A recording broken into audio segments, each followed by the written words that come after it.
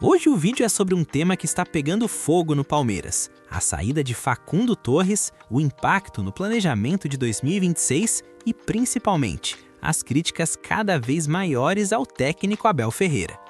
Uma mistura de bastidores, números, opiniões divididas e uma grande pergunta: o Palmeiras está perdendo o rumo? Vamos começar falando sobre a notícia que desencadeou tudo: a venda de Facundo Torres ao Austin Football Club dos Estados Unidos. O atacante uruguaio, que chegou ao Palmeiras no início de 2025, vindo do Orlando City, foi negociado após apenas uma temporada com a camisa alviverde. Isso fez muitos torcedores explodirem nas redes sociais. Mas antes de eu falar sobre essas reações, vale contextualizar a passagem de Facundo. Ele chegou ao Verdão com status de contratação importante, já que no Orlando City teve bons números e era considerado um dos destaques da MLS. Pelo Palmeiras, foram 61 jogos, com 10 gols e 6 assistências. Não são números ruins, mas também não são números de uma contratação que muda o patamar do elenco. Ele foi utilizado por Abel Ferreira em diversas funções: aberto pela direita, aberto pela esquerda e até como meia em alguns momentos, mas nunca conseguiu se firmar como titular absoluto. E aqui começa o problema. A torcida sentiu que o Palmeiras gastou, apostou e o retorno técnico não foi tão alto quanto o esperado. Entre 2023 e 2026, o clube já investiu mais de 200 milhões de reais em atacantes que não viraram protagonistas. E isso gera um desgaste enorme. Com a confirmação da venda de Facundo, o Palmeiras publicou uma despedida nas redes sociais. Mas o que os torcedores fizeram? Invadiram os comentários criticando o planejamento, criticando escolhas de Abel Ferreira e, principalmente, criticando o fato de mais um jogador indicado pelo treinador não ter dado certo. Um dos comentários dizia: "Que belo planejamento, não? Metade dos jogadores indicados pelo Abel não rende e acaba saindo."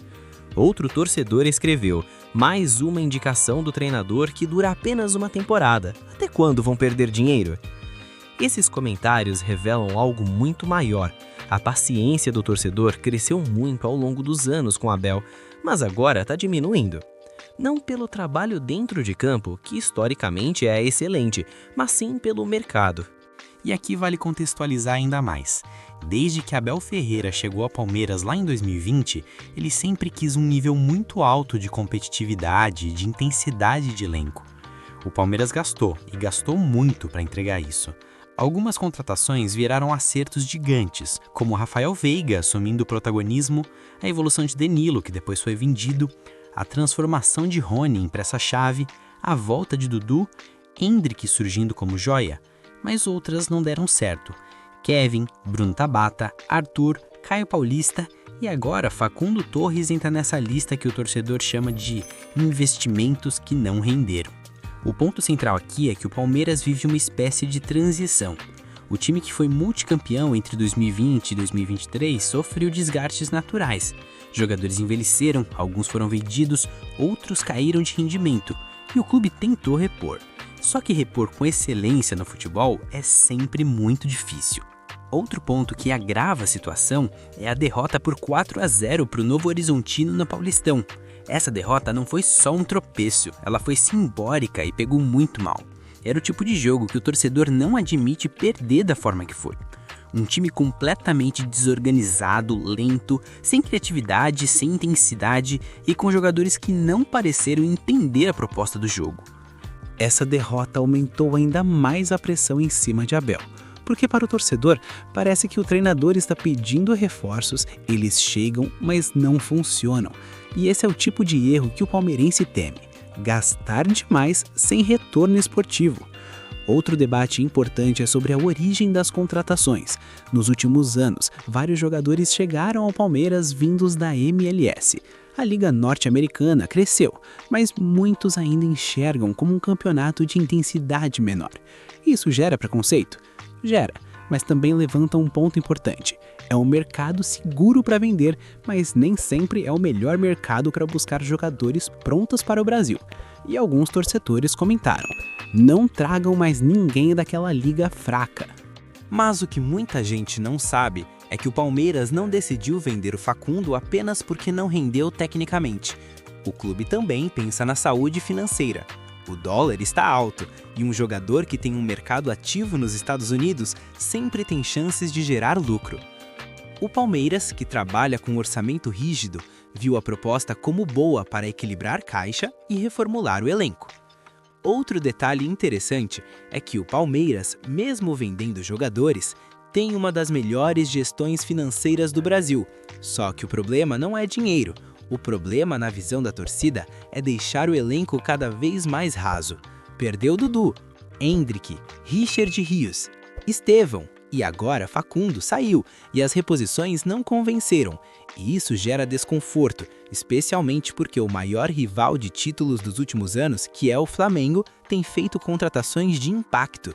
E não só isso, o time rubro-negro convenceu e muito no ano passado, que tirou 2 títulos das mãos do Verdão. Agora é importante falar também sobre o momento de Abel Ferreira. Ele está no clube há mais tempo do que muitos treinadores históricos ficaram. E esse desgaste natural acontece. Discussões, clima tenso, pressão interna e externa e a sensação de que ele já entregou tudo que podia entregar. Isso não significa que o ciclo acabou, mas sim que o Palmeiras precisa de uma sacudida.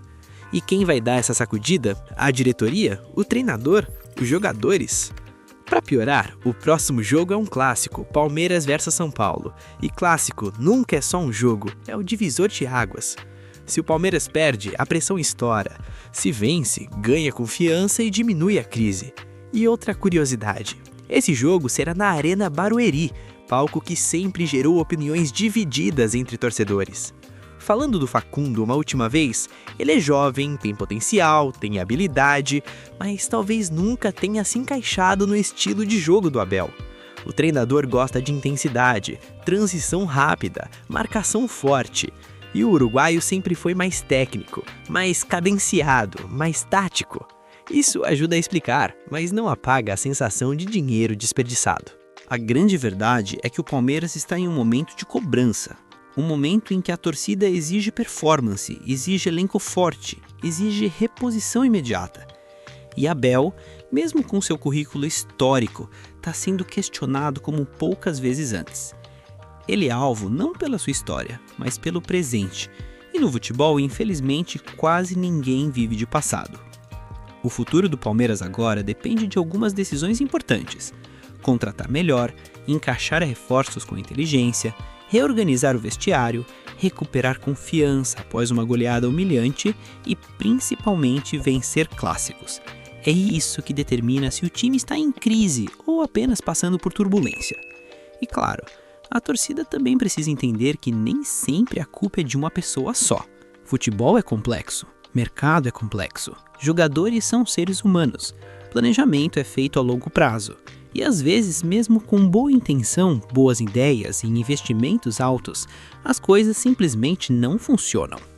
A saída de Facundo Torres é mais um capítulo dessa novela.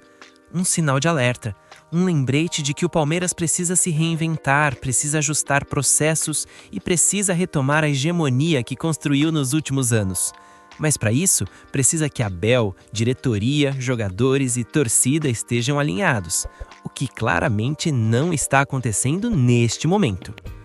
Resta agora acompanhar os próximos passos, ver como Abel vai lidar com essa pressão, como o elenco vai reagir e como a diretoria vai movimentar o mercado. O clássico contra o São Paulo pode ser um ponto de virada, pro bem ou pro mal. E enquanto isso, o nome de Facundo Torres já fica registrado como mais uma aposta que não virou o que o Palmeiras esperava.